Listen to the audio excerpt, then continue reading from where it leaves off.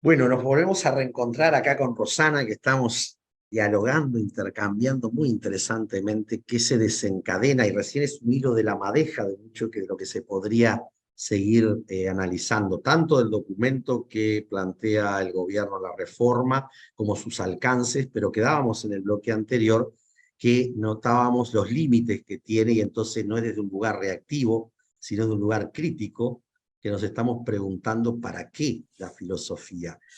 ¿Educamos en filosofía o educamos en qué sentido, ¿no? Y entonces la educación tiene que ver primero con poder transformarnos en humanos, a diferencia de otros animales, ¿no?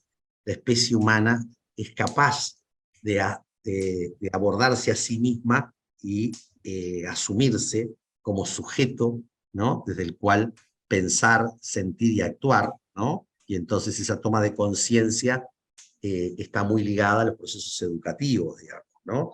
Es decir, no nacemos como humanos en el sentido de que estamos completos, ¿no? Nos vamos construyendo, y entonces el proceso educativo es sustantivo. Y en ese sentido, bueno, ¿por qué la filosofía, que hace a la condición de pensar la educación como el ser humano, o nos hacemos humanos, nos construimos como humanos, nos humanizamos? El ser ciudadano, que es el ser parte de la polis, hace que la centralidad entonces del educarse no está en la relación relativa a solo el empleo, ¿no? Cuando estamos viendo que el horizonte de transformaciones tecnológicas están cambiando las maneras del empleo y la transformación del empleo, ¿no? Entonces, cada vez más parecería ser que el sujeto humano reclama cómo construirse en esa autonomía creativa, innovadora, crítica, problematizadora, para hacerse cargo de cambios que son geométricos, exponenciales, y no constantes, aritméticas, como se veían en otras generaciones, o nosotros mismos, ¿no? Las hemos vivido y estamos viendo que se están generando otras cosas. Entonces, el valor que adquiere entonces la masa crítica acumulada en el cuerpo docente de filosofía o de otras disciplinas, para que la construcción de los saberes, la construcción del proceso educativo, no quede atrapado, ¿no?, en la respuesta de la inmediatez incremental, que es quizás parte de la dificultad que uno ve en un programa de estas características, que está en un paradigma incrementalista más que en un paradigma de visión de mediano y largo plazo, ¿no? Entonces, en torno a esto, ¿qué te sugiere o qué te gustaría como plantear? Bueno, ya que en la última afirmación, ¿no? En tanto, esto no es novedoso, el hecho de pensar por qué o qué, para qué sirve cierto ámbito del saber, ¿no? Y ahí es la discusión eterna, ¿no? Donde adjudicamos a determinados ámbitos del saber el servirá. Bueno, ¿la filosofía sirve o no sirve? Me parece una A la discusión, funcionalidad. sí, claro, pero Funcionalidad. incluso me parece una discusión absurda, Bien. porque no es ni sirve ni no sirve, es una cuestión Ah, necesaria, más que del servir. Y frente a eso, podríamos citar un montón de filósofos o académicos, ¿no? De que, bueno, esto va por encima del estar en servicio, incluso desde el punto de vista del origen de la palabra, ¿no? Ser siervo de, bueno, la filosofía no está al servicio, porque no es sierva de nada, pero me no parece que sirve. más allá de, claro, más Sí, no, allá de esto no sirve para nada, ¿no? no Esta sirve cuestión para de nada. por qué el ocio se contradice Claro, al negocio. bueno, exactamente.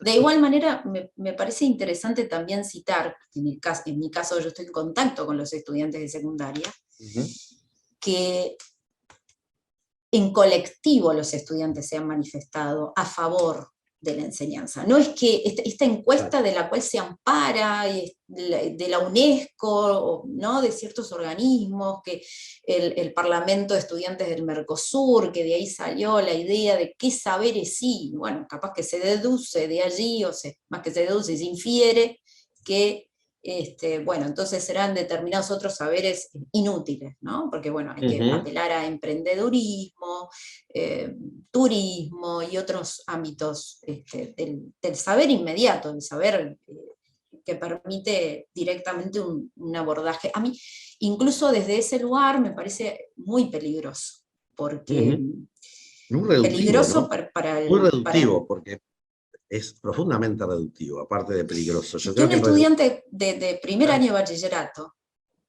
tiene emprendedurismo e inmediatamente puede pensar desde el pensamiento inmediato, desde lo inmediato, bueno, voy a seguir trabajando en esto, voy a trabajar y a dedicarme a esto.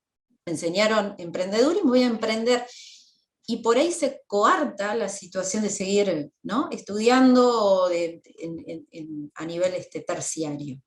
Entonces, para mí es un peligro inminente que lo que está sí, llevando, yo ahí ¿no? generaría también esta discusión, ¿no? O sea, partiendo del supuesto de que somos seres económicos también, ¿no? Es decir, aparte de Sin ser duda. ciudadanos, este, que no sería una dificultad de que la educación encare lo que implica, por ejemplo, el saber crediticio, el cómo Sí, administrar sí, una empresa, lo que sea. Eso no, digo, para que no se entienda, sobre todo quien está escuchando esto, claro. que no, nuestra idea de la filosofía no pasa por sacarnos del mundo, ¿no? Pero sí de saber jerarquizar o de proponer en qué medida eso puede ser una técnica, un instrumento circunstancial, ¿sí?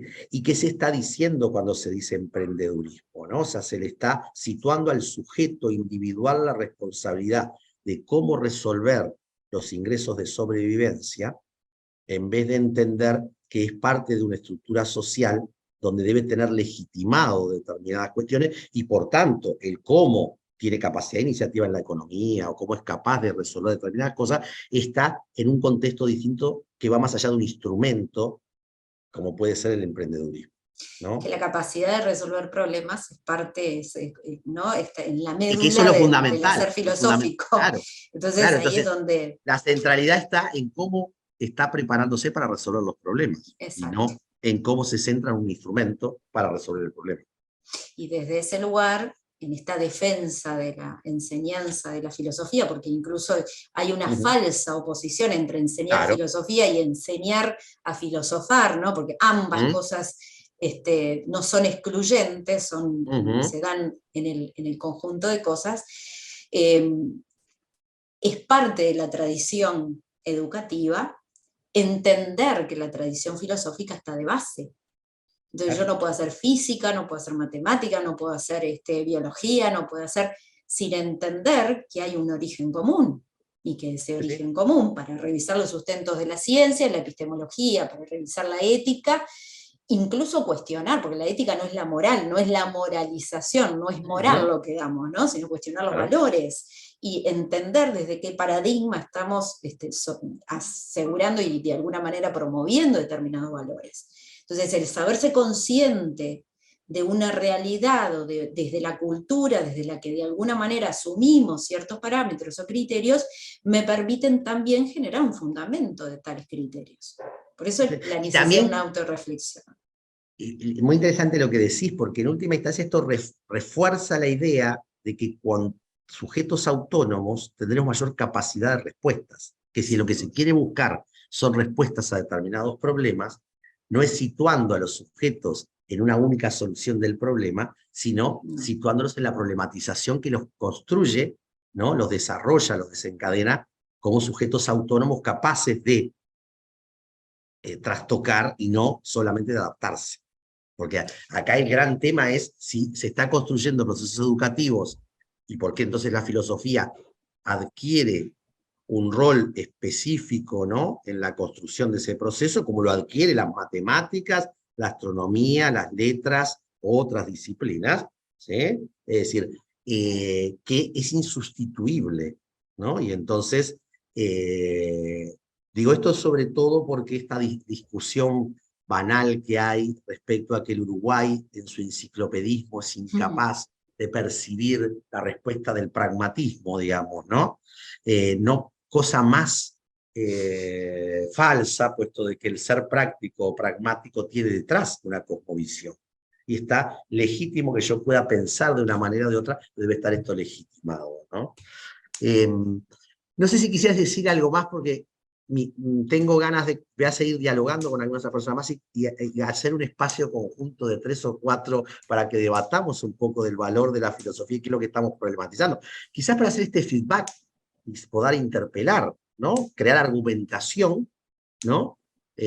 Saliéndonos de la idea de la pulseada de poder, porque muchos dicen, bueno, están haciendo una pulseada corporativa y el gobierno, no.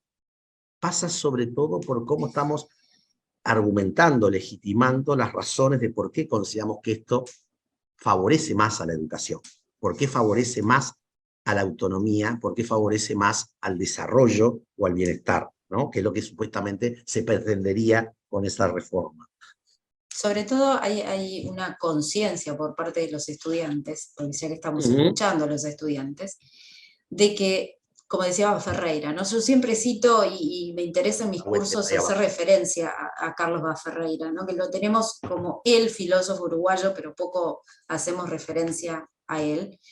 Y releyendo sus lecciones de pedagogía, hace una referencia a la enseñanza de la filosofía y la relación con las ciencias y el positivismo. Esto de si hay un aula en particular donde hay que graduar la creencia, donde se enseñan los sistemas y modelos distintos, diversos, ¿no? Desde el punto de vista económico, político, etc. Y además se enseña a cuestionar esos, ¿no? Se dan las herramientas. Esa aula es el aula de filosofía.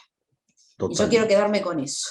Quedémonos con eso. Bueno, un placer realmente, Rosana, y volveremos a tomar contacto para seguir dialogando, analizando, problematizando, y sobre todo estar abiertos justamente a crear argumentación. Cómo no, muchas gracias y un gusto también, Nelson.